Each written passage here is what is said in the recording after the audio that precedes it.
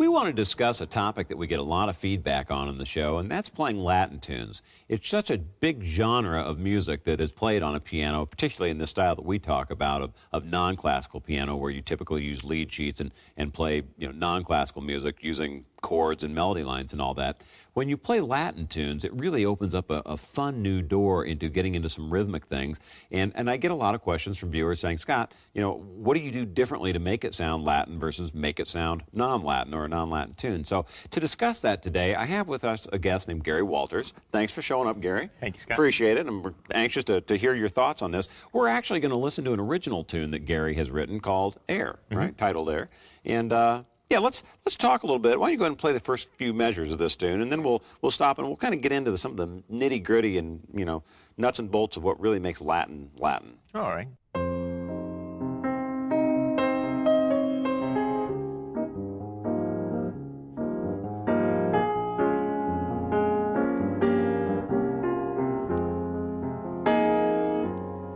Nice.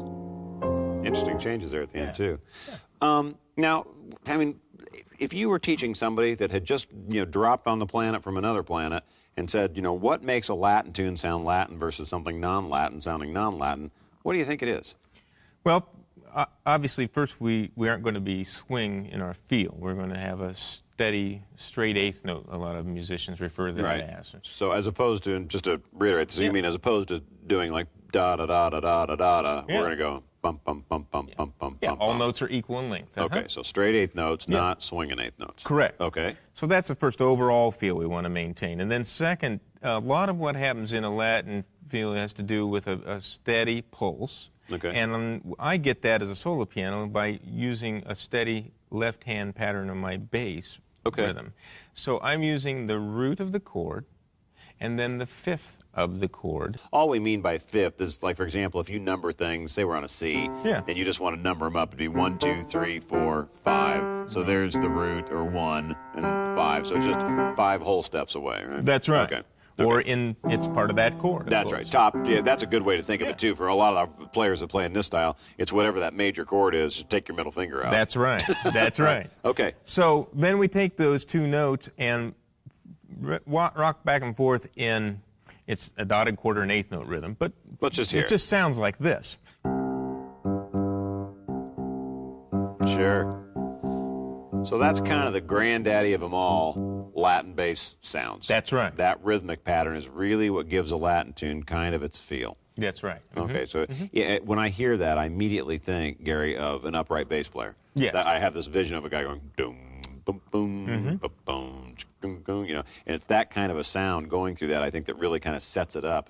And imagine in your mind maybe shakers, somebody doing that kind of thing. So. Right, right. All right, well, just moving forward from that then, so if that really is the easiest part of it, just whatever the root of every chord you get to in the tune, instead of just playing the chord by itself, you're not playing a chord, you're reaching down an octave lower and just playing that root in fifth. Right. Okay. Right. Okay. So then with my right hand, I'm able to play whatever chord tones I want to from there. Okay. We go back to our C chords. Okay. Okay. So I move through whatever chord I need with that, and just playing a whole note, just holding it out each time is a good way to do. That's probably step one. That's step one. That's right. the easiest one, That's right? Okay, so now step two, a little bit. Somebody says, I want a little more interest than that. Yeah, now we kind of have to draw from what the guitar players do in the Latin groups, and we get this rhythm in our right hand that is this complementary to the left. So we have... Oh, sure. Now, that takes a little bit of this. A little bit. You got a little bit of that going on, I think. That's right. And I think people ask me those questions. I say, you've just got to slow down. That's the only thing going back to drumming days, I know you used to be a drummer as well. Really, there's no secret to that. When you have these can't get your hands working together things, you just have to keep going slower and slower and slower until you can get them working together, and then slowly bring it back up. That's right.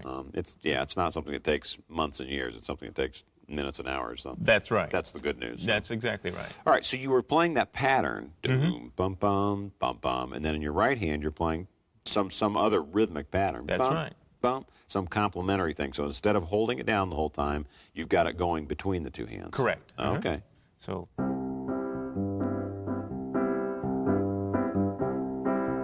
Okay. Now let's hear that in the context of your tune, the first couple of measures. Okay. So my melody starts here. Okay. So I put my chord tones underneath. Say you weren't playing the melody for right now, just so we could hear some interesting chords.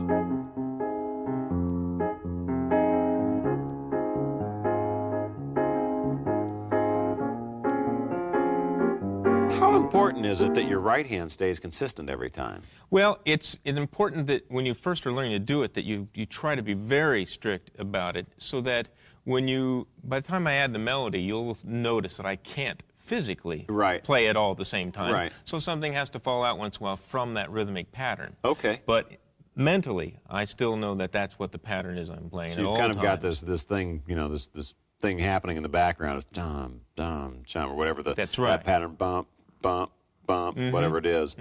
Okay, now, so then to take it a little bit more confusing then, to add your right hand, or the melody line to that, excuse me, because normally we just play a melody by ourselves. Right. So in this case, because your left hand was not able to play all the chord tones, it was just playing this bass line. Yes. You've got to play the chord tones with your right hand, and then in addition, play the melody. Still get my melody in there, right.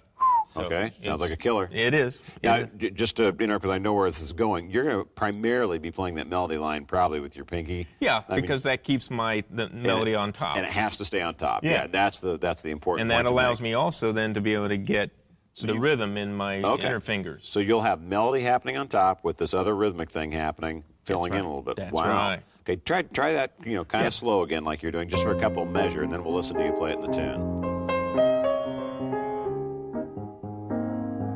So it's when the melody stops for a minute that you get to fill it in. That's right. That's pretty neat. It's kind of accompanying. Well, it is accompanying yourself, but mentally thinking of that way, say the prime directive is to play the melody line, and then when there's some space in the melody line, go ahead and do the rhythmic thing. Right. Okay. Right. Well, listen, let's see you play this tune then. That's great. So we'll watch for your left hand some sort of different patterns, particularly listening for that bossa patterns, bum, bum, bum, bum, bum. And then we'll hear melody line up toward the top of your right hand with chords filled in underneath, also with that Latin pattern. Okay. So I'll just start with the little vamp. And this tune is called Air, and you wrote this? Yes. Can't wait.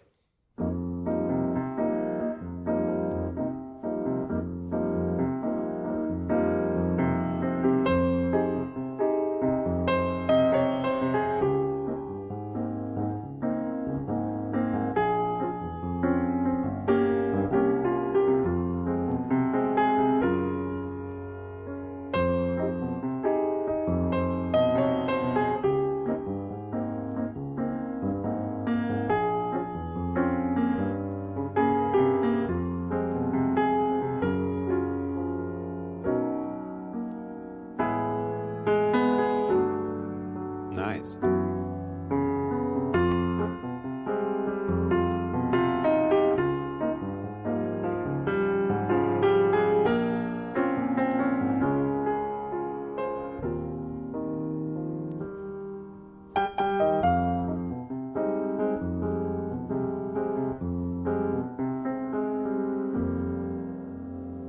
That's a great tune. Thank you. That's really nice. I've not heard that before. Thanks so much for sharing that with us. You bet. I appreciate it. Let the Piano Guy instructional videos take your playing to the next level. To order yours, go to scottthepianoguy.com or call now. Learn how easy it can be to start playing the piano. Get tips from the pros on the tricks of the trade. Scott Houston makes playing the piano fun and easy. The Piano Guy instructional videos, available at scottthepianoguy.com or by calling now. Now, if I just had a candelabra and my big pink robe, I'd be ready.